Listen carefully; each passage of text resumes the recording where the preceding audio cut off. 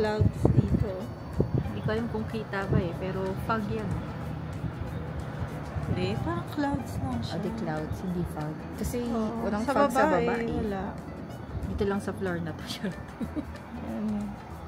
May nagpa-pass by na cloud. Good morning. Punta kami ng McDonald's. Naulan today. Bili muna kami ng breakfast. Punta kami ng McDo. So ito yung itsura ng winds pag morning. Wala pang tao. Naulan today. At parang kita lang yung umbrella. Sorry.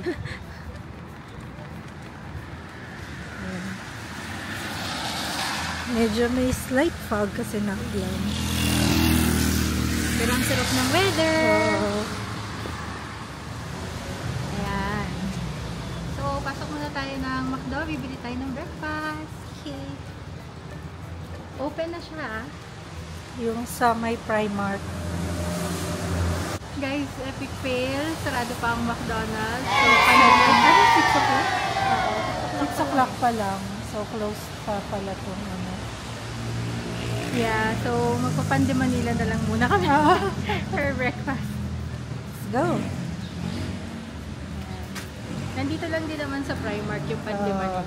At least yung 6 o'clock open na. Oo. So, balik tayo doon. Sana may tinapay na sila ng 6 o'clock. Oo! Baka 7 pa itong prepare lang sila. Kasi may ilaw eh. Guys, wala pa siyang wala pang pandesal ng alas 6 ng umaga. So, ito yung mga options na pwede natin bilhin. Mga Spanish bread na lang, ganyan. Spanish classic, ensaymada, ube. Ayan.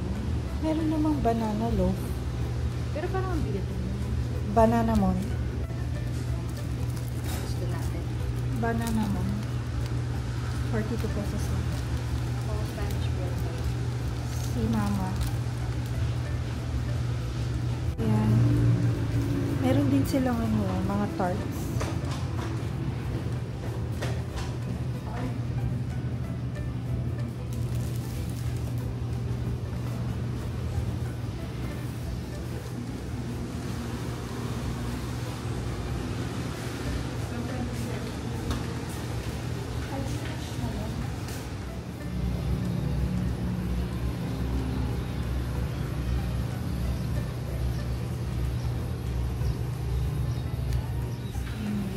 Ano? 75 yung cookie crumble.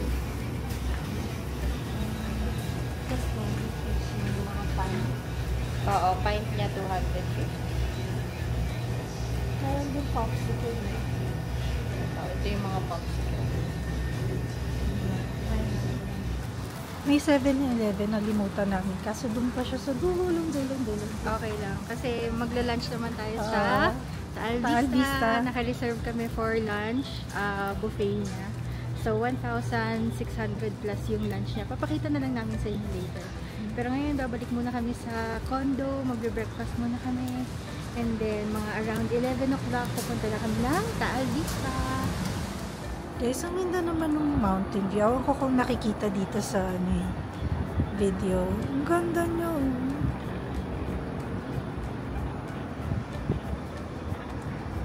Yung skyline. Palibot. Palibot pala.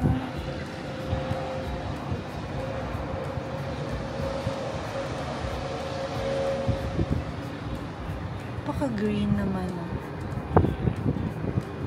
Mga subdivision.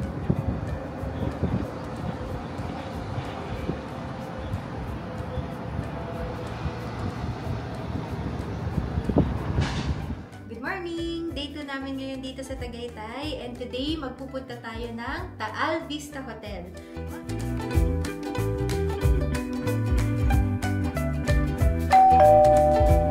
Thank you nga pala sa lahat ng nanonood ng videos ng Traveling Lola. If you like our video, don't forget to subscribe to our channel to help our channel grow. You can also share our videos to your family and friends if they like food and travel videos, especially if they travel with senior citizens.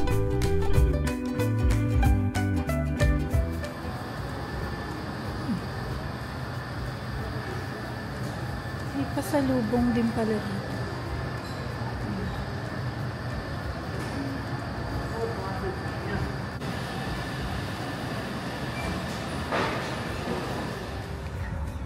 Okay guys. Uy, may bingo! Saan? September 22? Saturday 2 p.m. Guys, napaka-epic fail ng pagpunta namin ng Taal Vista. So, ito, nagpunta kami ng Taal Vista Hotel kasi balak namin dun mag-lunch today. May nakita talaga kami sa website kasi nakapag-reserve pa nga ako and all that. Pero, pagdating namin dito, wala pala, non-existent. So, siguro fishing website yon at nandun na yung ano ko. Yung ano ko, name address, name ano lang naman yan name, phone number, tsaka email address. Nakakatawa lang talaga kasi balak namin yung ano nga, lunch, tas may cultural show dito sa Taal Vista. So, unfortunately, wala siya. Bukas daw, bukas, Saturday, Sunday, yung ano niya, yung cultural show, lunch buffet. Ayan. So, balik na lang kami bukas. Hanap muna kami ng pagla-luncha natin today. Yan.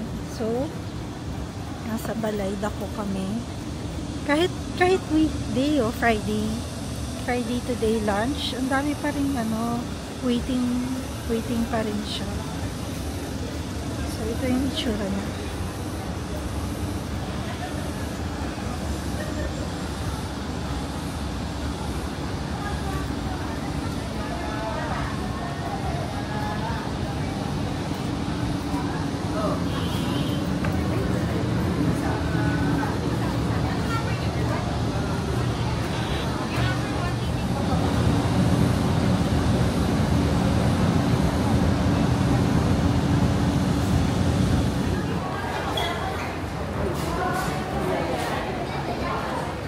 Hello! So, nandito na kami ngayon sa Balaydaco. Dito na lang kami magla-lunch, no?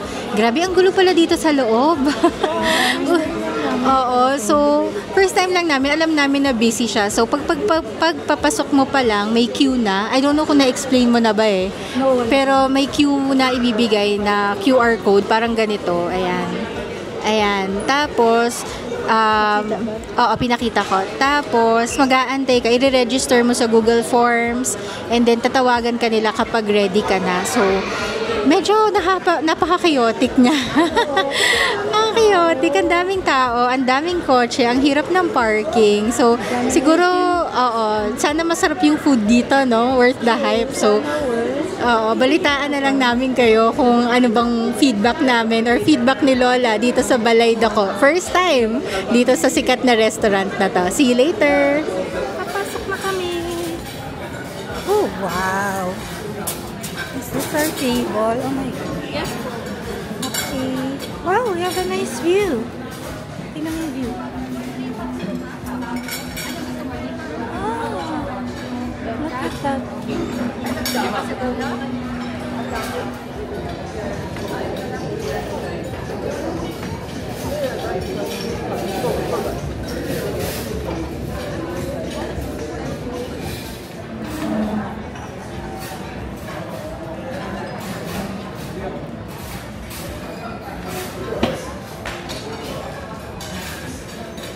Nakaupo naman kami agad. Kasi konti lang naman kami. 3 persons lang kami. So, ang gagawin nyo is, pag mag-order, sa placemat merong ano, may menu. Ito. Scan nyo yan. Scan nyo yan, tapos saka kayo mag-order. Ayan, mag-order kayo. Then, someone will come para kunin yung order. Ay, para i-give na yung order. So, ganun pala siya dito. So, breakfast mali. Balaydaco is part of Antonio's group. So, kasama niya yung breakfast at Antonio's, tsaka yung Antonio's na fine dining. So, try namin. Try muna natin itong Balaydaco para mostly Filipino food ito. Let's see kung masarap. Lumpiang sariwa. Sige, tingnan natin kung masarap. Kung masarap yung lumpiang sariwa nila. May lagayan ka dyan. Diyan na lang sa upuan mo. kinilaw, what's this? Calamares, gambas. Uy, sisig. Sisig. Sisig na pusit. Uy, kinilaw na tanongin. Oh, okay. Pero let's try. Alam mo naman tayo, favorite natin. Bulalo. No, I don't like it. Salaan. Okay. Okay. May mga set. Malaki, masyadong madami. Masyadong marami. Set. Kung malaki kayo na group, you can buy yung mga set. Set. Okay. So, may mga what is this? Sinigang. Salmon. Miso. Ulo ng Hindi ba ko na pa-ingles ni Ma'am? miso. Bangus. Hipon. Baboy. Ay, hindi tayo pwede magsinigang. Oo. Maasim sa stomach ni mama. Ginataang gulay. Puso ng saging. Kakaano lang natin, di ba, langka? Lutong Espanyol. So, Spanish food. So, torta, mechado, pastel de lengua, bangus a la pobre, kalderetang kambing, Chinese food. Uy, patati mate. Lumpiang Shanghai, bangus, kamaron, escabeche, pampano, salt and pepper spare ribs. Meron silang pansit. Filipino food. Uy, crispy pata. Lechon kawale. Sisig. Okay. Ano to? Binagoongang baboy, lechon manok, pritong manok, kare-kare classic binuguan. Ano to? Okay. Bistek, tortang alimasag. Paksiw. Sugpo, piniritong sugpo, salted egg, halabos na hipon, inasal, palakito, mustasa, tawilis, liempo, barbecue, ito puset, grilled squid. Tapos, ito hindi na kasi nga meron na tayong lechon kawale. Okay. Panghimagas, turon, langka, bibingka, buko pie. Uy, puto bongbong. Palitaw, uy. Bibingka, leche flan. Ano to? Malamig na inumin sa gugulaman. Sige. Sa gugulaman. Tableya shake. Anong gusto mo? Sa gugulaman. Anong ginumis? Parang ganun din pero layered tapioca pearls, gelatin cubes, roasted rice cake. Parang shiki. Okay. So yan, saka tableya shake. Okay. Or ito lang muna. Ito muna. Ay, hindi. Year one, gusto mo yung ginumis? Oo, gusto ko mag-try ng something. Yung tableya. Yung squid ko. Yung squid. Yung inihaw na squid. Grilled squid po. I think madami na yun. Sa rice mo, ma'am? Plain rice. Ano ba ito? Per cup lang po sa steam rice at rice. Tatlo? Dalawa lang. Okay na ma'am, balik sa gugulaman ko, ginumis, pagkasariwa, laing. Gusto pata, papagkap ko na po. Inyo na po set dalawa. 15 to 20 minutes plus serving time. Secret ha? Dadating na lang siya.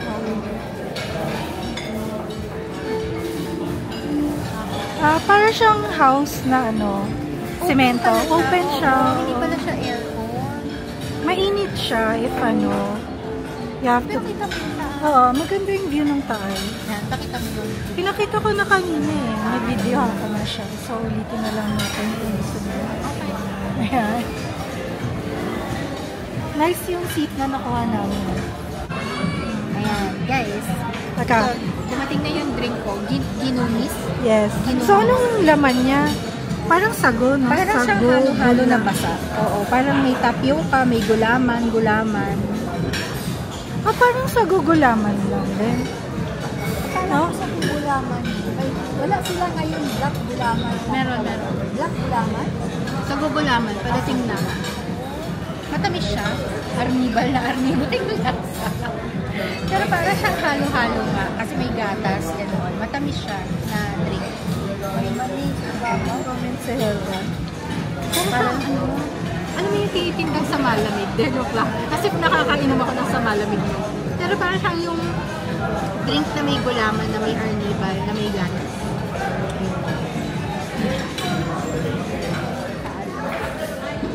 Ito yung drink ko. Sagot gulaman. So, dumating yung food namin. Ito yung laing. Yan, mahilig kaming mag-order nun. So, may grilled squid, tapos crispy pata. Pwede mo siyang ipa-chop. And then,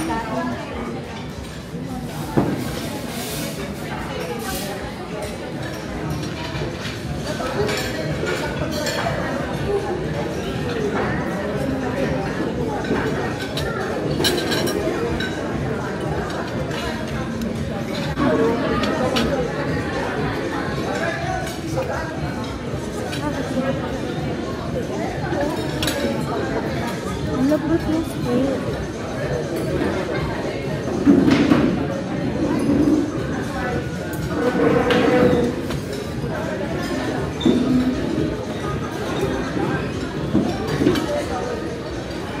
Ito guys, yung grilled squid. Tingnan nyo yung laman niya. Ang laki niya. Oh. Yummy. Tapos, crispy yung ano niya. Tapos, crispy yung crispy pata. So, nice. Ha? Ito ang sisig nila. Itatry namin kung masarap ba ito din. Kasi Ang dami na nating in-order. ito ang mga nila, mga menu nila dito sa Balay Dako. So, medyo natikman na namin lahat ng mga pagkain dito ngayon. Para sa akin, ang number 1 ko would be the crispy pata. Kasi crispy talaga siya. Tapos malambot yung baboy niya. Tapos, siguro next ko would be yung lumpiang gulay. So, itong kinakain ko na lumpiang gulay, nasarapan ako. Yung sisig, hindi siya tuyot eh. Hindi tuyot yung sisig. Tapos yung laing, medyo mushy siya. So, hindi ko siya bet. Yung pusit, parang hindi ko alam kung gusto ko siya o hindi. So, baka hindi muna. So, ako yung crispy pata tsaka yung lumpiang sariwa.